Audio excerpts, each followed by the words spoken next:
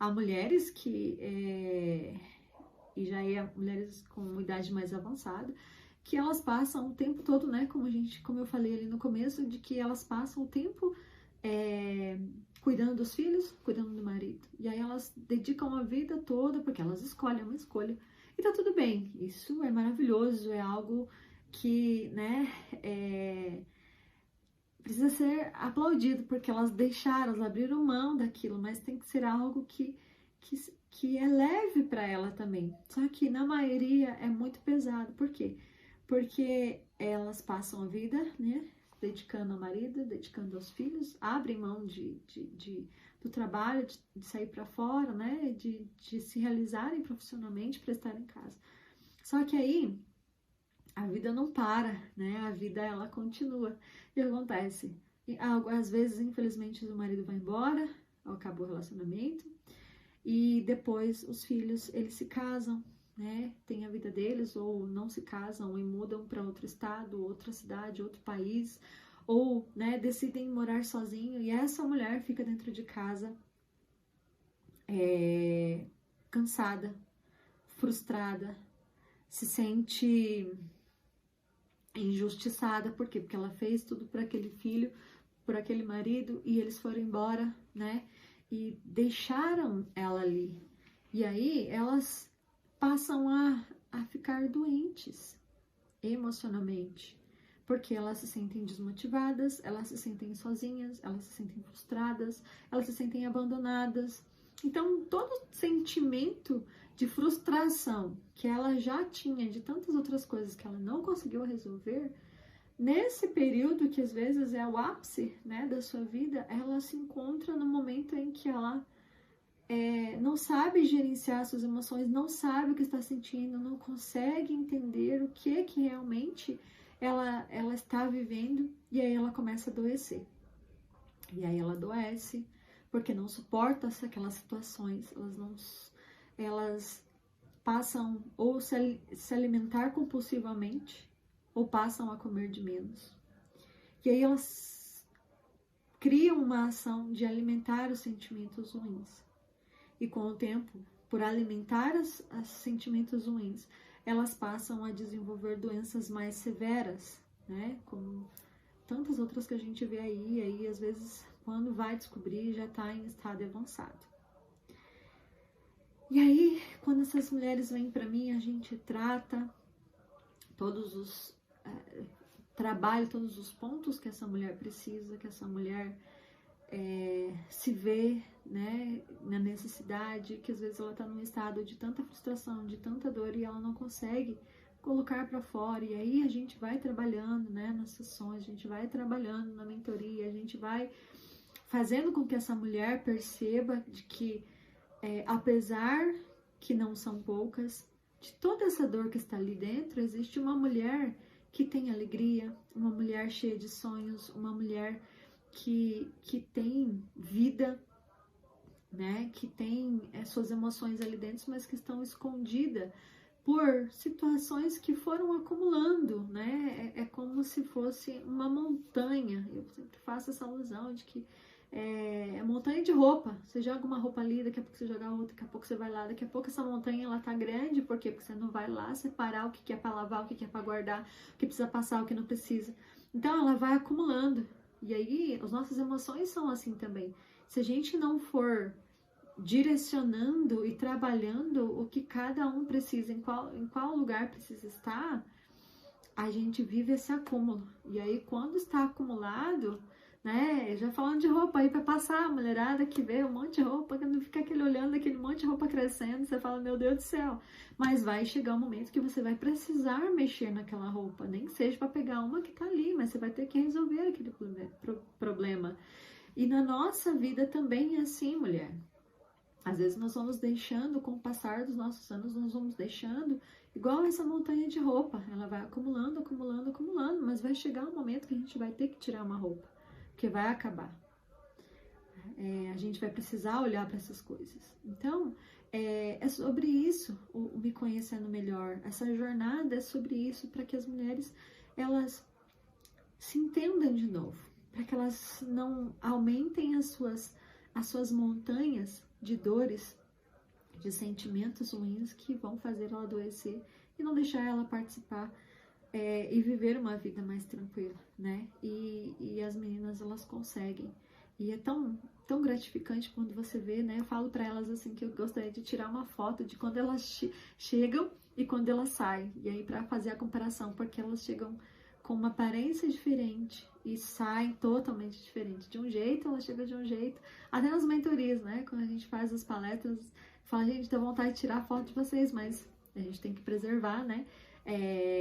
A identidade da pessoa, a imagem da pessoa, né? O momento da pessoa, e tá tudo bem. Mas eu gostaria muito de fazer isso, mas a gente respeita isso, né? E as pessoas, as mulheres, elas erram quando elas tentam fazer isso sozinhas. Muitas tentam fazer sozinhas, né? E elas, quando fazem sozinhas, elas fazem dentro do conhecimento delas, dentro das referências de dor, de sofrimento que elas têm, né? Porque elas não têm visão de algo, elas desejam sair daquele estado, mas elas não sabem fazer isso, né? Não têm visão de onde ela realmente talvez está, para onde ela deve chegar. E ela não consegue ver possibilidades. E erram também quando às vezes talvez você já fez isso, você compartilhou alguma coisa, né, uma dor sua, uma frustração sua, e você compartilhou com uma pessoa que não estava preparada para te ajudar. Mas ela estava ali, talvez pronta até para colocar mais pesos em você ou nessa mulher, né, que talvez você conheça, ou para julgar, né? A culpa é sua ou a culpa é do outro, mas não existe isso. Existe a nossa história, a gente precisa entender o porquê do porquê, né? E aí as mulheres acabam errando, e isso é normal, isso faz parte da nossa humanidade, né? Nós erramos. E nós erramos também quando muitas vezes nós tentamos disfarçar, né? Às vezes a pessoa fala assim, não, tá tudo bem. Só que ela sabe que lá no fundo não tá bem. E que às vezes ela se esconde para que ninguém veja ela chorar, para que ninguém perceba que ela tá triste, para que ninguém perceba que ela precisa de ajuda, porque é muito doloroso para ela, porque é difícil, porque talvez ela não encontrou pessoas que a ajudassem de verdade. As experiências que ela teve foram experiências que trouxeram muito mais dores, né? E eu sempre falo que a gente precisa buscar o especialista certo para a situação certa. Quando você tá, né, quando você quebrou o braço, você não vai passar no ginecologista, você não vai passar no nutricionista, você vai passar, né, no ortopedista. Por quê? Porque você quebrou um órgão do seu corpo e ele é especializado para tratar aquela situação. Quando você tá com problema ginecológico, você não vai no dentista.